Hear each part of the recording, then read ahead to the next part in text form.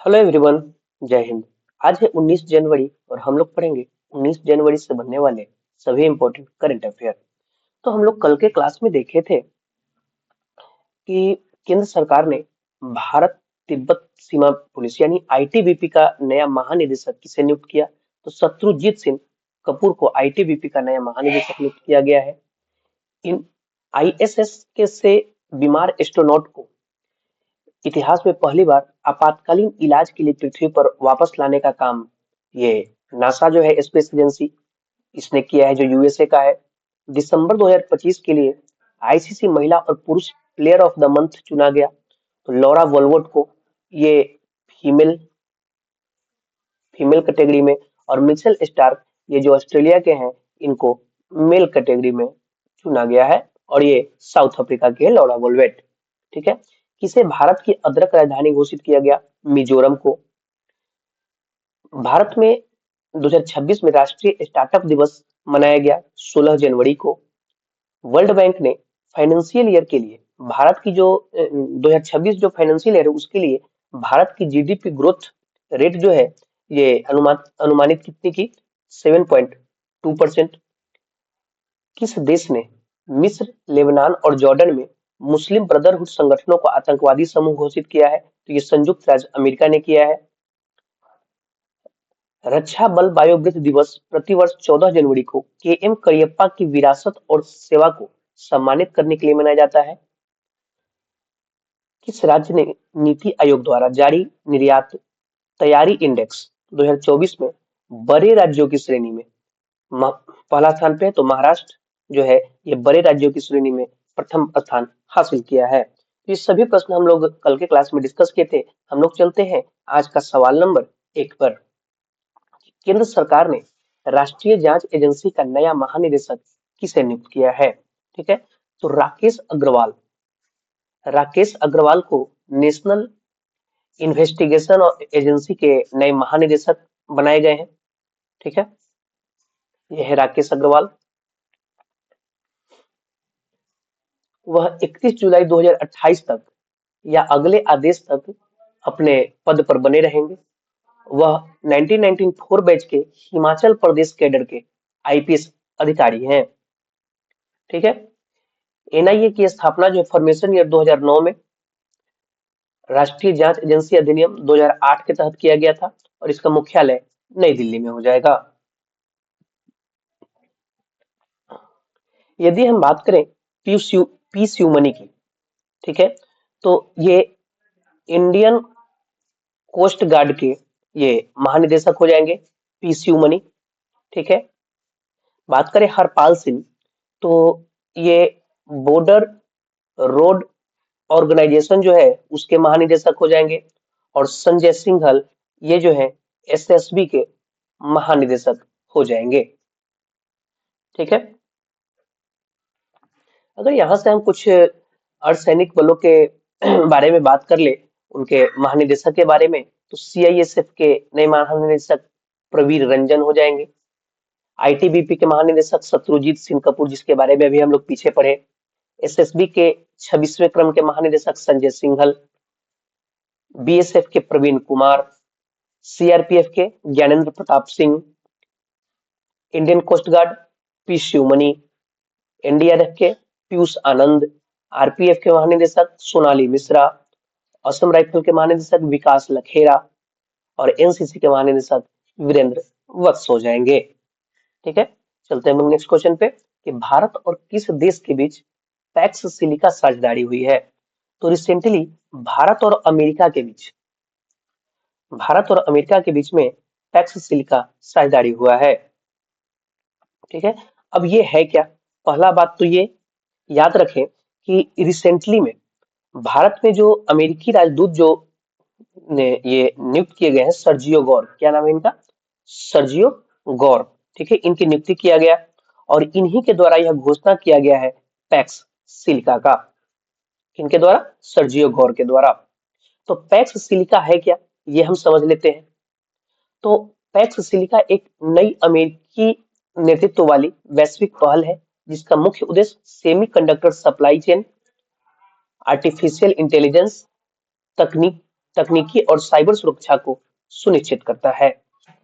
ठीक है। यहाँ से अगर हम संयुक्त राज्य अमेरिका की बात करें तो राजधानी वाशिंगटन डीसी, मुद्रा अमेरिकी डॉलर, महाद्वीप उत्तरी अमेरिका में 47वें क्रम के राष्ट्रपति डोनाल्ड ट्रंप हो जाएंगे। संयुक्त राज्य अमेरिका ने किस वर्ष में एक लोकतांत्रिक संविधान को अपनाया? 1787 में। अमेरिका संविधान के प्रथम तीन शब्द, अमेरिकी संविधान जो उसका प्रथम तीन शब्द, वी द पीपल। संयुक्त राज्य अमेरिका में कौन सा राज्य कभी रूसी था, रूसी भूमि का था? यह अलास्का जो है रूस का पार्ट था। संयुक्त राज्य अमेरिका का राष्ट्रीय खेल बेसबॉल। अमेरिका को किसने खोजा? कोलंबस। संयुक्त राज्य अमेरिका के संसद का नाम अमेरिकी कांग्रेस है। संविधान बनने, बनाने एवं अपनाने वाला पहला देश संयुक्त राज्य अमेरिका हो जाएगा। अमेरिका के संविधान से क्या लिया गया भारत के संविधान में? तो न्यायपालिका की स्वतंत्रता, मौलिक अधिकार, न्यायिक समीक्षा, प्रस्तावना और उपराष्ट्रपति का पद लिया गया है। और इसे आप स्टार मार्क करके चले क्योंकि ये अक्सर एग्जाम में पूछा जाता है। ठीक है। यहाँ से अगर हम मैप से अगर थोड़ा सा हम बात कर ले, मैप को अगर हम देखें तो यहाँ आप देख पा रहे हैं कि ये है ग्रेट लेक।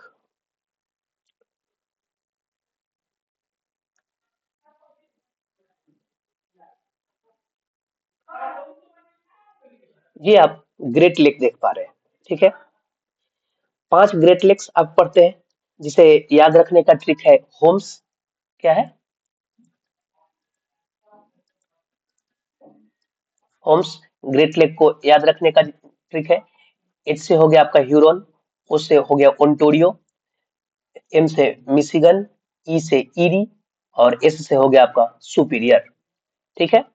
तो इन 5 में से एकमात्र मिशिगन झील जो है, ये आप जो मिशिगन झील देख रहे हैं, ठीक है, एकमात्र मिशिगन लेक है जो पूरी तरीके से यूएसए में है। ठीक है।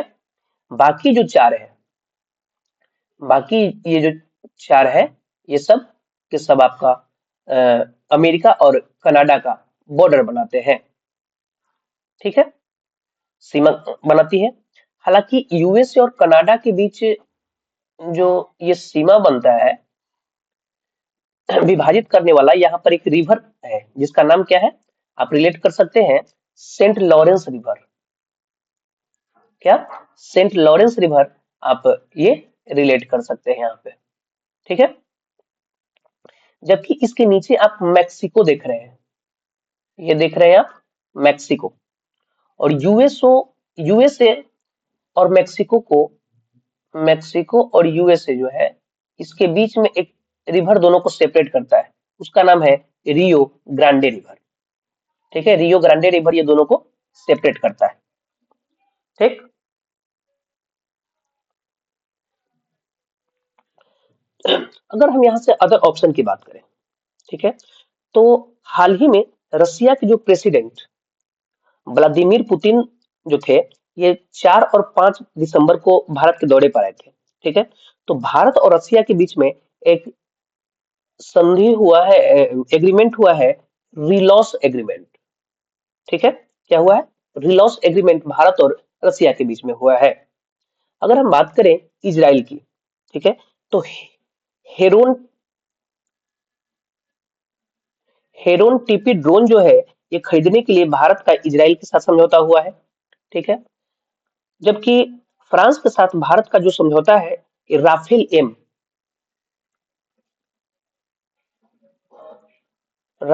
एम विमान को लेकर ये फ्रांस के साथ समझौता है। ये इंडियन नेवी को सौंपा जाएगा, जिसकी संख्या कितनी है? 26। ठीक है। जबकि नॉर्मली इंडियन एयरफोर्स को 36 राफेल जो विमान है, ये ऑलरेडी प्राप्त हो चुके हैं और इसी फ्रांस के द सॉल्ट एविएशन कंपनी जो है, उसके माध्यम से इसको डिलीवरी हुआ है। ठीक है। नेक्स्ट चले हम लोग। तो किस देश में दुनिया का सबसे बड़ा ग्रीन अमोनिया प्रोजेक्ट स्थापित किया जाएगा? तो भारत में ही होना है दुनिया का सबसे बड़ा ग्रीन अमोनिया प्रोजेक्ट स्थापित, और इसकी स्थापना किया जाना है कहाँ पे? तो आंध्र प्रदेश में। ठीक है। आंध्र प्रदेश के काकीनाडा में स्थापित किया जा रहा है ये ग्रीन अमोनिया प्रोजेक्ट, जिसका लक्ष्य है इससे विश्व का सबसे बड़ा ग्रीन अमोनिया हब बनाना, जो लगभग $10 बिलियन का निवेश है, और भारत को ग्रीन अमोनिया का मुख्य निर्यातक बनाना इसका लक्ष्य है। ठीक है, नेक्स्ट चले। तो यहाँ पे देखें हम, अगर मुख्य बात पे ध्यान दें कि इसकी क्या कहलाता है, स्थान क्या, काकीनाडा, जो कि हम देखें कौन सी कंपनी इसको विकास कर रही है, डेवलपमेंट कर रही है इसका, तो एएम ग्रीन ग्रीनको समूह की कंपनी है। ठीक है, निवेश इसमें करीब 10 बिलियन डॉलर इसमें लगाया जा रहा है, यानी इंडियन में देखें तो 13,000 करोड़ रुपया। ठीक है, इसकी क्षमता, पूरी क्षमता पर सालाना 1.5 मिलियन टन यानी 15 लाख टन ग्रीन अमोनिया उत्पादन का लक्ष्य है, और इसका उद्देश्य भारत को ग्रीन अमोनिया के वैश्विक निर्यातक के रूप में स्थापित करना और जलवायु लक्ष्यों को पूरा करना है। ठीक है, यहां से हम आंध्र प्रदेश की बात करें तो राजधानी अमरावती, मुख्यमंत्री एन चंद्रबाबू नायडू, राज्यपाल एस अब्दुल नजीर। कब इसकी स्थापना हुई आंध्र प्रदेश की, तो 1 नवंबर 1956 को भाषाई आधार पर स्थापित बनने वाले पहला राज्य आंध्र प्रदेश था। इसका विभाजन 2 जून 2014 को हुआ, तेलंगाना बनकर अलग हुआ है। ठीक है, आंध्र प्रदेश के अनंतपुर क्षेत्र में पाई जाने वाली अनार की किस्म अनंतपुर अनार को जीआई टैग प्रदान किया गया है। भारत का पहला कृत्रिम बुद्धिमत्ता आधारित integrated command and control centre कहाँ स्थापित किया गया, त्रिमुला, आंध्र प्रदेश में। दूसरे बिम्स्टेक बंदरगाह सम्मेलन का उद्घाटन विशाखापट्टनम, आंध्र प्रदेश में। देश के पहले ग्रीन हाइड्रोजन हब की आधारशिला आंध्र प्रदेश के विशाखापट्टनम के पास पुद्दिम डाका में रखी गई है। ठीक है, नेक्स्ट चले हम लोग। तो रातापानी टाइगर रिजर्व का नाम बदलकर doctor Vishnu Shridhar Wakankar tiger reserve करने की घोषणा की गई है। यह किस राज्य में स्थित है?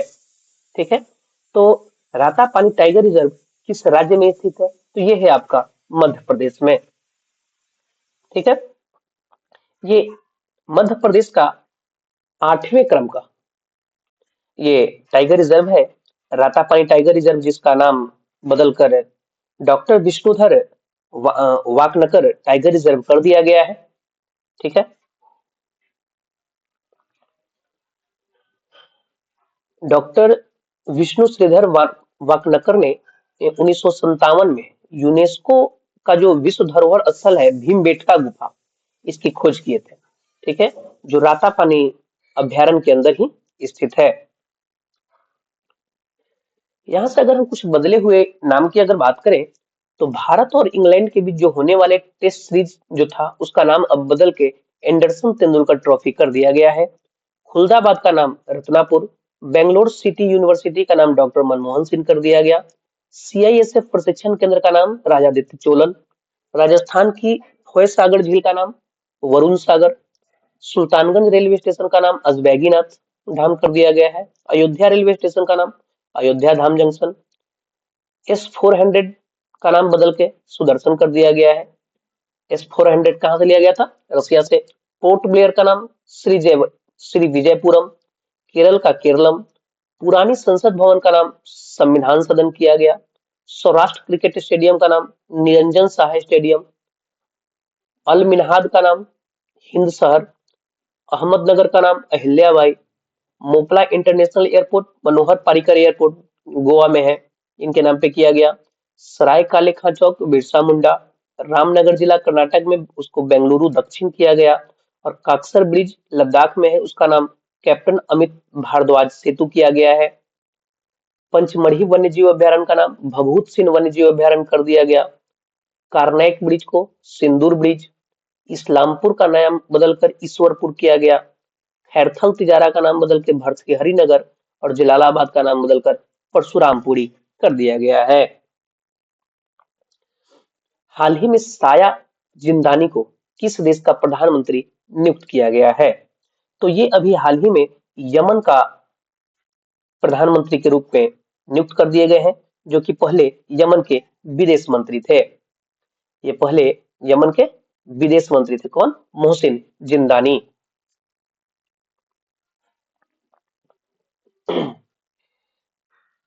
अगर कारण देखें तो यमन के पिछले प्रधानमंत्री सलेम बिन ब्रिक के इस्तीफे के बाद ये बने थे। ठीक है। और यह बदलाव सऊदी अरब और संयुक्त अरब अमीरात यानी यूएई के बीच यमन में बढ़ते तनाव के बीच में आया है कि नए अब जो प्रधानमंत्री होंगे ये साया मोहसिन जिंदानी बनेंगे। ठीक है। यमन की राजधानी सना, करेंसी यमनी रियाल और ऑफिशियल भाषा अरबी और महाद्वीप एशिया महाद्वीप में यमन पड़ता है। ठीक है।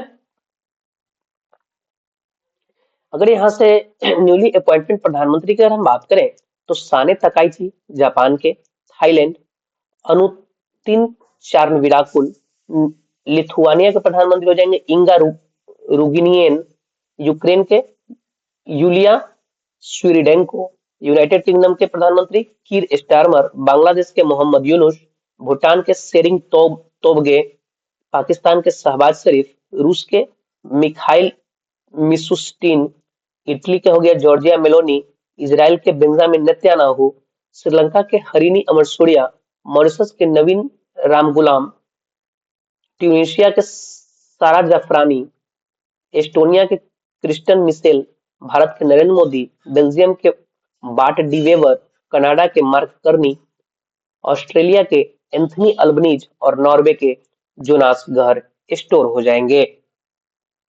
ठीक है।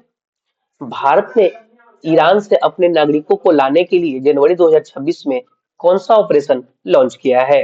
देखिए, आप ऑपरेशन देखकर कंफ्यूज हो रहे होंगे। ठीक है। क्योंकि अभी तक हमने आपको बतलाया था कि इजराइल और ईरान के बीच जो हिंसा का बगावत माहौल है, इस बीच में भारत ने ईरान से भारतीयों को निकालने के लिए ऑपरेशन सिंधु चलाया था। ठीक है। ऑपरेशन सिंधु चलाया था। लेकिन अभी जनवरी 2026 में ईरान से भारतीयों को निकालने के लिए ऑपरेशन स्वदेश की शुरुआत की गई है। ठीक है।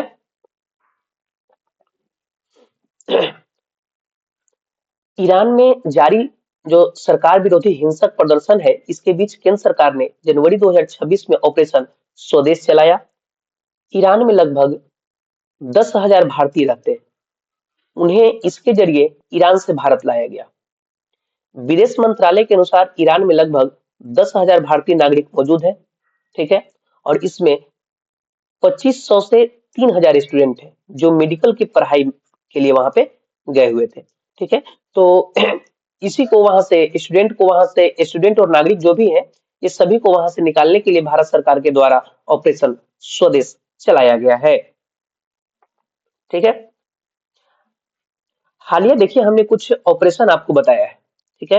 हालांकि ऑपरेशन तो काफी बताए हैं, सिर्फ हम आज उन ऑपरेशन पर नजर डालेंगे जिन ऑपरेशन के माध्यम से भारत में आपातकालीन स्थितियों में भारतीयों को, माने जिस देश में भारतीय नागरिक है वहां पे कुछ आपातकालीन स्थिति आ गई। ठीक है। तो वहां से भारतीयों को उस देश से भारत लाया गया, वैसे ऑपरेशन को हम आज रिलेट करते हैं। तो ऑपरेशन स्वदेश ये तो अभी हमने रिलेट कर लिया। ठीक है। और उसी देश में जहां से ऑपरेशन स्वदेश हुआ है, वहीं पे ऑपरेशन सिंधु, जो कि जून 2025 में ये ऑपरेशन सिंधु चलाया गया था ईरान और इजराइल में संघर्ष के बीच अपने नागरिकों को ईरान से स्वदेश लाने के लिए।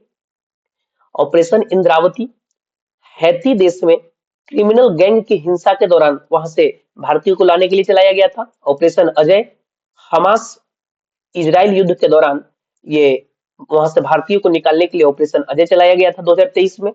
ऑपरेशन कावेरी सूडान में गृह युद्ध छिड़ गया था, उस दौरान वहां से भारतीयों को निकालने के लिए चलाया गया। ऑपरेशन गंगा यूक्रेन पर जब रूसी हमले हो रहे थे तो उस समय भारत ने ऑपरेशन गंगा चलाकर वहां से भारतीयों को निकाला। और ऑपरेशन राहत यमन में जब संघर्ष हो रहा था तो उस दौरान वहां से भारतीयों को निकालने के लिए ऑपरेशन राहत चलाया गया था। ईरान और अमेरिका में बढ़ते तनाव के बीच जनवरी 2026 में भारत किस पोर्ट के संचालन से अस्थायी रूप से अलग हो गया है? तो दिए गए ऑप्शन में आप चाबहार पोर्ट जो है आपका राइट आंसर हो जाएगा। ठीक है, ऑप्शन डी इसका राइट आंसर होगा। जैसे कि आप इंडिया के मैप में ये कांडला पोर्ट देख रहे हैं, किधर गया, हाँ, ये आप कांडला पोर्ट देख रहे हैं। ठीक है, देख रहे हैं ये कांडला पोर्ट, ये गुजरात में है। ठीक है, रेड क्लिफ लाइन आप ये देख रहे हैं, ये रेड क्लिफ लाइन जो है भारत और पाकिस्तान को सेपरेट करता है। ठीक है, और ये जो है आपका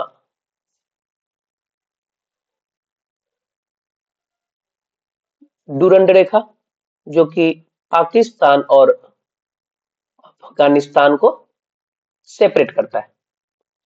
ठीक है,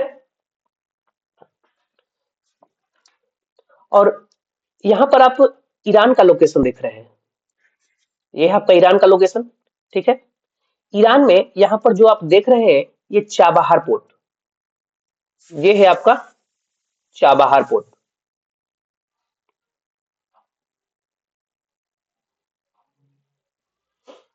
ठीक, चाबहार और चाबहार पोर्ट के जस्ट बगल में आप देख रहे हैं यहाँ पे गवादर, गवादर भी है। ठीक है, तो गवादर पोर्ट पाकिस्तान में है और चाबहार पोर्ट आपका ईरान में है। ठीक,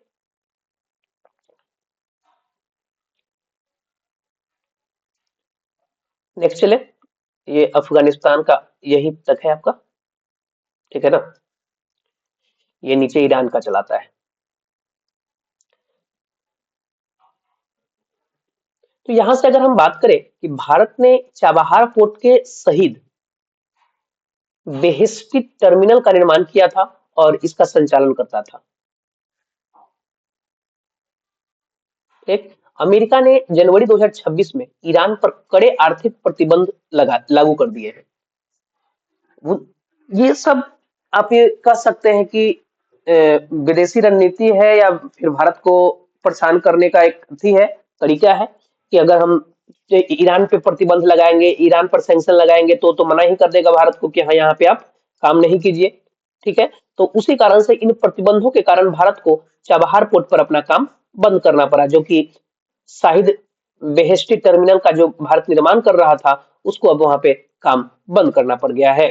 ठीक है, चाबहार पोर्ट महत्वपूर्ण क्यों है? तो चाबहार पोर्ट ईरान में एक बहुत महत्वपूर्ण समुद्री बंदरगाह है और भारत इसे विकसित कर रहा था ताकि भारत और अफगानिस्तान और मध्य एशिया से सीधे व्यापार हो सके। ठीक है, जैसे आप देख रहे हैं ये आपका, मान लिए यहाँ पे आप ले लीजिए गुजरात को ही ले लीजिए। ठीक है, तो ये अपना देख रहा था कि यहाँ से निकले और ये कंडला, यही सॉरी यहाँ गुजरात, यहाँ से ले लीजिए, ये अपना देख रहा था यहाँ से अपना अफगानिस्तान ऊपर में जाकर अपना व्यापार कर सके। ठीक है, इधर भी अपना व्यापार कर सके, सॉरी यहाँ से नहीं, हाँ यहाँ से चाबहार पोर्ट से। ठीक है, तो इसी कारण अब अमेरिका को ये रास आ नहीं रहा है, तो ईरान पे सैंक्शन लगा रहा है। तो सैंक्शन लगाएगा तो भाई आपका कोई भी मदद कितना तक करेगा? आपका मदद उतना ही तक करेगा कि जब तक वो सेफ हो। जब ईरान ही सेफ ना रहे तो आपको बिजनेस करने का कहां से जगह देगा? तो इस कारण भारत को पीछे हटना पड़ा। ठीक है, जैसे ये तो अब देखिए मैं आपको और इजी लैंग्वेज में समझा सकूं तो ऑप्शन में क्या है? हम्मन टोटा बंदरगाह, गवादर बंदरगाह, लामू बंदरगाह और चाबहार बंदरगाह। ठीक है, तो चाबहार पोर्ट और गवादर पोर्ट, एक मिनट दोस्तों,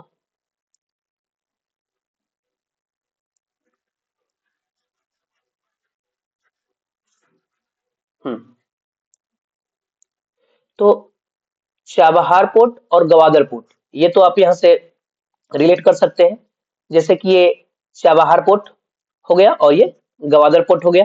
ठीक है, फिर एक लामू पोर्ट है, क्या है? लामू पोर्ट, है ना? तो यहाँ पर अफ्रीका का मैप तो हम ऐड नहीं कर पाए। जैसे आप देख लीजिए कि ये आपका अफ्रीका हो गया। ठीक है, ये अफ्रीका हो गया, अफ्रीका का एक मैप है। तो अफ्रीका के मैप में यहाँ पर आप केन्या, क्या है यहाँ पे, आप केन्या है आपका अफ्रीका के मैप में, और केन्या का एक पोर्ट है लामू।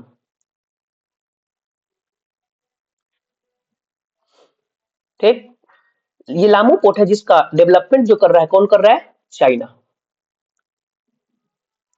इसका डेवलपमेंट चाइना कर रहा है। ठीक है, तो भाई चाइना का अपना अपना स्वार्थ है, हर देश का अपना स्वार्थ रहता है, उसी प्रकार चाइना का भी अपना स्वार्थ है, लेकिन ये कुछ ज्यादा ही स्वार्थी है। ये छोटे छोटे कंट्रीज में इन्वेस्टमेंट करता है और इन्हें डेवलपमेंट प्रोवाइड करवाता है, और ये कंट्रीज जब उस लोन को नहीं चुका पाते तो चाइना उस क्षेत्र पर अधिकार कर लेता है। वही तो हुआ श्रीलंका के साथ। जैसे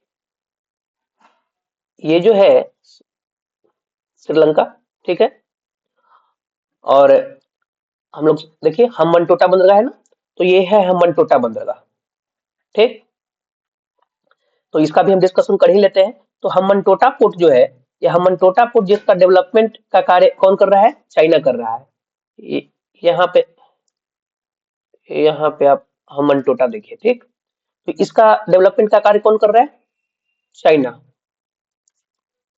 ठीक, लेकिन श्रीलंका के पास इतना पैसा नहीं है कि जो ये चुका सके, तो इसको 99 वर्ष के लिए लीज पे ये ले लिया। कौन? चाइना। चाइना के पास ये पोर्ट चला गया है 99 वर्ष के लिए।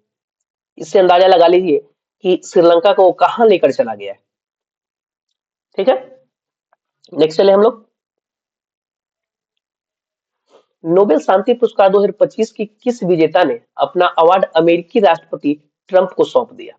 तो सबसे पहला प्रश्न उठता है कि नोबेल शांति पुरस्कार विजेता है कौन, इनका क्या नाम है? तो जो शांति का नोबेल पुरस्कार विजेता जो थी, मारिया कोरिना मचाडो। ठीक है, ये डोनाल्ड ट्रंप को अपना अवार्ड सौंप दिया है। ठीक है, ठीक है, तो ये क्वेश्चन अभी हेडलाइन में बना हुआ है, क्योंकि ट्रंप, आपको पता है कि ट्रंप पहले से ही हाथ पैर पूरा छितरा रहे थे, मार रहे थे कि हमको शांति का नोबेल पुरस्कार चाहिए, शांति का नोबेल पुरस्कार चाहिए, और इनको ये लड्डू मिल भी गया। यही इसी लड्डू के लिए रो रहे थे, और इनको ये लड्डू मैडम ला कर दे भी दी। ठीक है, तो इस तरह से आप इसको देखें कि अमेरिकी राष्ट्रपति डोनाल्ड ट्रंप ने 15 जनवरी 2026 को व्हाइट हाउस में वेनेजुएला की विपक्षी नेता, नोबेल शांति पुरस्कार जो है मारिया कोरिना मचाडो से मुलाकात की। देखिए एक इंटरेस्टिंग बात यहाँ पे है कि एक तरफ तो वेनेजुएला के जो राष्ट्रपति निकोलस मादुरो और इनकी वाइफ जो है, इनको अमेरिकी सेना गिरफ्तार करता है, और दूसरी तरफ वहां के जो विपक्षी नेता जो है, नोबेल शांति पुरस्कार के विजेता मारिया कोरिना मचाडो, ये इनसे मुलाकात ही नहीं करती, बल्कि अपने जो नोबेल प्राइज जो भी इनको मिला है वो भी ट्रंप को सौंप देती है। ठीक है, लेकिन नोबेल संस्थान जो है, इनका कहना है कि नोबेल कमेटी ने कहा कि नोबेल पुरस्कार की घोषणा हो जाने के बाद इसे रद्द नहीं किया जा सकता। मान ली अगर हम मारिया मचाडो को अगर घोषणा कर दिए कि मारिया मचाडो को देंगे, तो ऐसा नहीं है कि इसको रद्द करके हम ट्रंप को दे देंगे, ऐसा नहीं हो सकता है। जो घोषणा हो गया सो हो गया, और न ही इसको साझा किया जा सकता। ये भी नहीं किया जा सकता कि मारिया मचाडो को हम दे दिए और उसके बाद बोले कि चलो भाई इसको साझा, इनसे साझा करके ट्रंप को दे दो। ये भी नहीं किया जा सकता, और न ही किसी को हस्तांतरित भी किया जा सकता, ये हस्तांतरित भी उनको नहीं किया जा सकता है। ठीक है, भले ही अपना अवार्ड जो है उनको दे दे ट्रंप को, लेकिन नाम जो रहेगा कि नोबेल शांति पुरस्कार विजेता कौन है, तो मारिया कोरिना मचाडो का ही नाम आएगा। ठीक है, जर्मनी के चांसलर ने जर्मनी के चांसलर ने भारत यात्रा पर, भारत यात्रा के दौरान भारतीय नागरिकों के लिए किस प्रकार की वीजा सुविधा की घोषणा की है? ठीक है, तो आप सभी को मालूम है कि जनवरी के महीने में जर्मनी के चांसलर जो है, ये फ्रेडरिक मर्ज, ठीक है, ये भारत के दौरे पर आए थे, जहां पर इन्होंने एयरपोर्ट ट्रांजिट वीजा से, एयरपोर्ट ट्रांजिट वीजा से छूट की घोषणा कर दी है। ऑप्शन सी इसका राइट आंसर हो जाएगा। ठीक है, तो एयरपोर्ट ट्रांजिट वीजा से छूट यानी चांसलर फ्रेडरिक मर्ज ने जनवरी 2026 में भारत यात्रा के दौरान यह ऐलान किया था। इससे क्या होगा, क्या बदलेगा? तो जर्मनी ने घोषणा किया है कि भारतीय पासपोर्ट धारकों को अब एयरपोर्ट ट्रांजिट वीजा नहीं लगाना होगा। कब नहीं लगाना होगा? अगर वे जर्मनी के किसी अंतरराष्ट्रीय हवाई अड्डे से होकर दूसरी देश जैसे अमेरिका, कनाडा, ब्रिटेन आदि जाते समय केवल एयरपोर्ट के जोन में अगर रहते हैं, इंटरनेशनल ट्रांजिट जोन यानी एयरपोर्ट के अगर जोन में रहते, एयरपोर्ट में ही रहते हैं और उनका अगले 24 घंटे के भीतर ऑनवर्ड फ्लाइट है, तो उनको ये एयरपोर्ट ट्रांजिट वीजा नहीं देना होगा। ठीक है, तो ये एयरपोर्ट ट्रांजिट वीजा लगता क्या है, कैसा है, इसके बारे में अगर हम जान लें तो मान लीजिए कि यहाँ पे आप देख रहे हैं। ठीक है, मान लीजिए यहाँ पे आप मुंबई को ले लें। ठीक है, महाराष्ट्र या चेन्नई किसी को ले ले, ये इंडियन कंट्री हो गई। बीच में आप रख ले यहाँ पे कोई खाड़ी कंट्री। ठीक है, और यहाँ पे आप रख ले जर्मनी। ठीक, मान लिए आप यहाँ से जा रहे हैं, यहाँ से आपको जाने का रास्ता यहाँ से है, जर्मनी आपको जाना है, तो आप जा रहे हैं कोई खाड़ी देश। ठीक है, और यहाँ से होकर फिर आप जर्मनी जा रहे हैं। ठीक, तो खाड़ी देश में जो आप स्टॉप किए, तो वहां पे आपको रुकने के लिए एक अलग से ट्रांजिट वीजा देना पड़ता है, एयरपोर्ट ट्रांजिट वीजा वहां पे देना पड़ता है। ठीक है, तो इसी का छूट दिया है कौन? जर्मनी की। अगर आप जर्मनी से होते हुए किसी अन्य देश में जा रहे हैं तो आपको जर्मनी में ट्रांजिट वीजा नहीं देना पड़ेगा। वो भी सिर्फ किसके लिए? क्लियर लिखा हुआ है, भारतीय पासपोर्ट धारकों को, सभी को नहीं, भारतीय पासपोर्ट धारकों को अब एयरपोर्ट ट्रांजिट वीजा नहीं देना होगा। ठीक है, तो एयरपोर्ट ट्रांजिट वीजा में लगता कितना था? तो ये 60 यूरो से 90 यूरो तक इसका फीस था, और 1 यूरो का अप्रोक्स 105 या 110 के आसपास लगता है कि 1 यूरो का है वैल्यू। तो आप इससे अंदाजा लगा सकते हैं कि कितने रुपए की बचत हो रही है। ठीक है, तो ये पुराना नियम क्या था, ये तो नया नियम देख लिया हम। तो पुराना नियम था कि पहले भारतीय नागरिकों को तब भी ट्रांजिट वीजा लेना पड़ता था जब वे केवल हवाई अड्डे में रहते थे, यानी एयरपोर्ट में ही बैठे हुए हैं फिर भी आपको ट्रांजिट वीजा लेना पड़ेगा। ठीक है, ये शेंगन टाइप एक ट्रांजिट वीजा नहीं लिए बिना जर्मनी से होकर ऑनवर्ड यात्रा नहीं कर सकते थे। एक शेंगन टाइप का एक ट्रांजिट वीजा था, अगर वो आप नहीं लीजिएगा तो जर्मनी से होकर आप ऑनवर्ड यात्रा नहीं कर सकते, यानी यहाँ से जर्मनी और जर्मनी से आगे आप नहीं जा सकते हैं। इसके लिए भारतीय यात्रियों को लगभग 60 से 90 यूरो तक का शुल्क देना पड़ता था और वीजा प्रोसेस में कई दिन का समय भी लगता था। तो ये सब अब छूट मिल गया है। ठीक है, एतिहाद एयरलाइंस किस देश की राष्ट्रीय एयरलाइन है जिसे वर्ष 2026 में दुनिया की सबसे सुरक्षित एयरलाइन घोषित किया गया है? तो ये है यूएई का एयरलाइन। ऑप्शन सी इसका राइट आंसर हो जाएगा।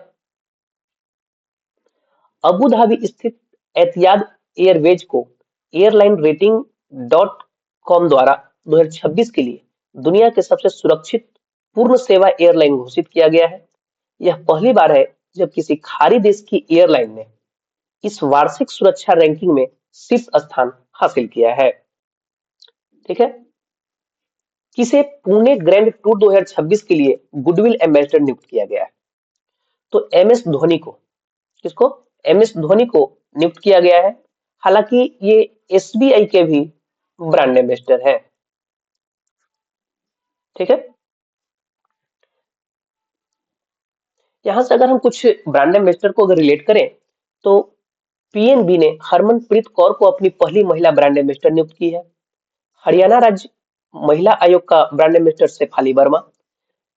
लिवाइज के global brand ambassador Alia Bhatt.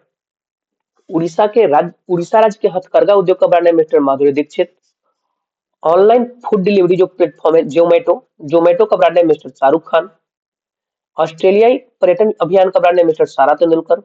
E sports world cup 2025 के लिए ग्लोबल ब्रांड एम्बेसडर है, global ambassador Cristiano Ronaldo. Maldives tourism के global brand ambassador Katrina Kaif. Korea tourism Hina Khan. Karnataka वन विभाग और वन्य जीव संरक्षण का अनिल कुंबले। यूरेका फोबर्स का brand ambassador Shraddha Kapoor. Federal federal bank की पहली brand ambassador Vidya Balan. MRF का ब्रांड एम्बेसडर शुभमन गिल। फिकी के फिकी फ्रेम्स का पहला ब्रांड एम्बेसडर आयुष्मान खुराना। खो खो विश्व कप 2025 के लिए टाइगर श्रॉफ और सलमान खान। भारत में मोटो जीपी का ब्रांड एम्बेसडर शिखर धवन। मुथुट पपाचन शाहरुख खान। गोआईबीबी के लिए brand ambassador Rishabh Pant. Tata Motors के लिए ब्रांड एम्बेसडर विकी कौशल। और French luxury fashion house channel की पहली भारतीय ब्रांड एम्बेसडर अनन्या पांडे हो जाएगी। ठीक है। सुजय पॉल को हाल ही में किस उच्च न्यायालय का मुख्य न्यायाधीश नियुक्त किया गया है? तो हाल ही में ये कोलकाता उच्च न्यायालय का मुख्य न्यायाधीश बन गए हैं। ऑप्शन बी इसका राइट आंसर हो जाएगा। अभी हम रिसेंट में देखे हैं कि मेघालय उच्च न्यायालय के नए मुख्य न्यायाधीश जो है जस्टिस रेवती मोहिते डेरे बने हैं। झारखंड हाई कोर्ट के मुख्य न्यायाधीश न्यायमूर्ति महेश शरद चंद्र शोक बने हैं। पटना उच्च न्यायालय के मुख्य न्यायाधीश न्यायमूर्ति संगम कुमार साहू। सिक्किम उच्च न्यायालय के नए मुख्य न्यायाधीश न्यायमूर्ति मोहम्मद मुश्तक। और केरल उच्च न्यायालय के मुख्य न्यायाधीश न्यायमूर्ति सोमेन सेन बने हैं। आपका ये कल का सवाल है, यानी कल आपसे हम प्रश्न पूछे थे कि अंतरिक्ष में क्लाउड 9 भूतिया नामक आकाशगंगा की खोज किसने किया है? तो इसका राइट आंसर नासा हो जाएगा। और ये दूसरा सवाल है कि भारत की इंटरनेशनल एयरपोर्ट एसोसिएशन में शामिल 5वीं एयरलाइन कौन बनी? तो इसका राइट आंसर आकाशा एयरलाइन हो जाएगा। ठीक है। ये आपका आज का सवाल है कि हाल ही में जारी किए गए हेनले पासपोर्ट इंडेक्स 2026 में भारत को कौन सा स्थान प्राप्त हुआ? इसका जो भी राइट आंसर हो आप कमेंट बॉक्स में बताएं। और दूसरा क्वेश्चन है कि भारत में अमेरिका के नए राजदूत कौन नियुक्त किए गए हैं? इसका भी जो भी राइट आंसर हो आप कमेंट बॉक्स में जरूर बताएं। धन्यवाद वीडियो देखने के लिए। आपको वीडियो अच्छा लगे तो लाइक करें, चैनल को सब्सक्राइब करें और इसे अधिक से अधिक शेयर करें। धन्यवाद। मिलते हैं हम लोग नेक्स्ट वीडियो में।